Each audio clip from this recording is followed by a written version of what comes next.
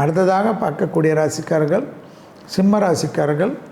உங்களுக்கும் சனிக்கிழமை தான் தாயார் பெருமாள் வழிபாடெல்லாம் முக்கியம். சகல விதத்தில் அனுகூலம் காணப்படும். காது மூக்கு தொண்டை சளி தொந்தரவு அலர்ஜி பல்லில் உபத்திரம் மட்டும் கவனமாக பார்த்துக்கொள்ள வேண்டும். குடும்பத்தில் துணை அல்லது துணைவியாருடன் மனமிட்டு பேசுங்கள். காதல் அமைப்பிலும் பேசுங்கள். அசையாமசைய பொருள் சேர்க்கை ஏற்படும். அமைதியாக இருங்கள். சிம்ம ராசிக்காரர்களுக்கு அந்த அஷ்டமத்தில் இருக்கக்கூடிய சனி நல்ல உறவுகளை கெடுக்க பார்க்கும், நல்ல நட்புகளை கெடுக்க பார்க்கும்.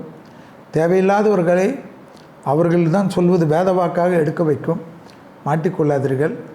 பிள்ளைகள் சொல்வதை தயவுசெய்து கேளுங்கள்.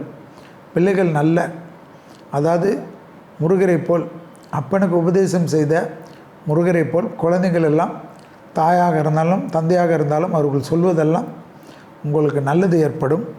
அதே போல் தொழில் ரீதியாக சிறு சிறு சலசலப்புக்கு காணப்படும். ஆனால் அந்த சலசலப்புகள் விரைவிலே மாறக்கூடிய அமைப்பு ஏற்படும். தொழிலில் பிரச்சனைகள் வேண்டாம். தொழிலில் பேப்பர் போடாதீர்கள். மேலதிகாரிகளுடன் தர்க்கம் வேண்டாம்.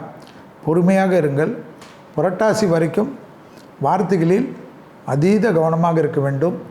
ஆயில் புல்லிங் என்று சொல்லக்கூடிய நல்லெண்ணெயை காலையில் போட்டு காகிள் செய்து துப்பிவிட்டு ப்ரஷ் செய்வது உங்களுக்கு இருக்கக்கூடிய மன அழுத்தத்தை போக்கிவிடக்கூடிய அற்புதமான பரிகாரம். உடற்பயிற்சியை மறக்காதீர்கள்.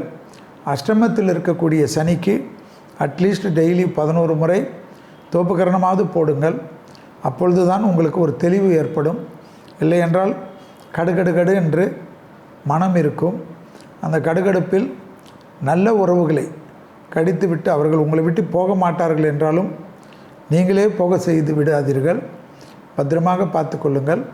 பெற்றோர் பெரியோருடன் மனமிட்டு பேசுவது நன்மை ஏற்படுத்தி தரும். கண்டிப்பாக அற்புதமான அசையாமசைய பொருள் சேர்க்கையெல்லாம் ஏற்படும்.